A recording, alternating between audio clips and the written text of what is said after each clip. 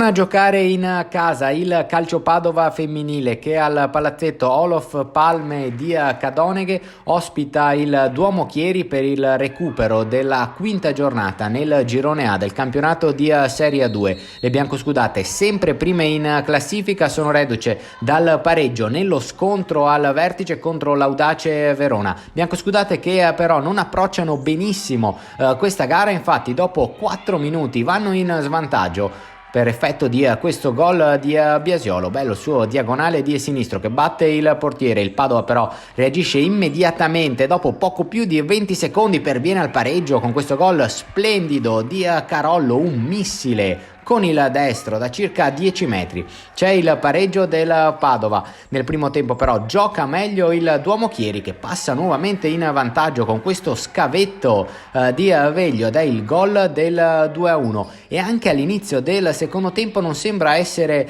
il solito Padova. Vanno un po' in difficoltà le biancoscudate, dopo 12 minuti nella ripresa subiscono anche questo gol, il gol del 3-1.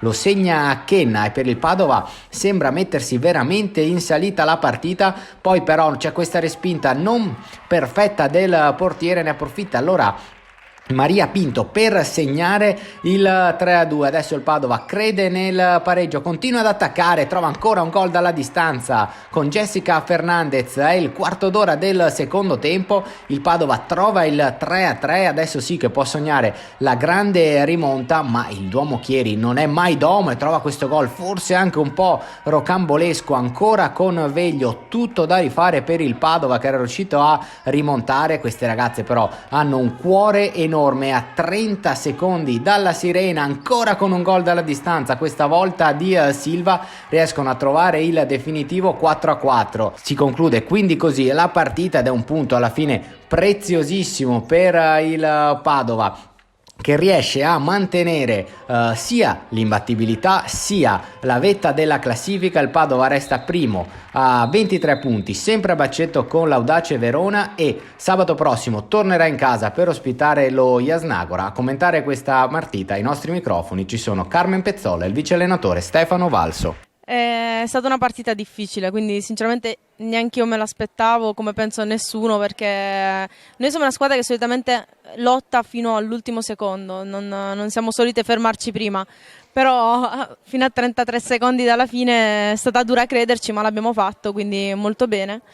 Speriamo di fare meglio a partire dalla prossima. Sono una serie di partite difficili, una in seguito all'altra. Abbiamo pagato un po' la tensione anche della scorsa partita contro l'Audace e magari oggi siamo calate un po' dal punto di vista della concentrazione, e riprenderla poi non è mai facile, soprattutto contro una squadra come questa. Diciamo che ci sono stati errori che solitamente non facciamo, e diciamo anche che sono stati decisivi alcuni eventi che secondo me sono sempre correlati alla questione della concentrazione, però questo sport è fatto anche di concentrazione soprattutto, anzi, per cui paghi. Sapevamo che questa partita non era facile. Dopo aver vinto tante partite, pareggiato con una pretendente al titolo come l'Audace, sapevamo che questa sarebbe stata la partita forse più difficile. Loro, una squadra forte, si chiude bene, parte bene, gioca bene. Noi abbiamo avuto anche un po' di fortuna e allo stesso tempo un po' di sfortuna. Penso che il possesso palla nostro per il secondo tempo sia stato alto rispetto a loro e viceversa il primo tempo. Non abbiamo comunque portato a casa un punto importante, il campionato è ancora lungo e ne vedremo delle belle.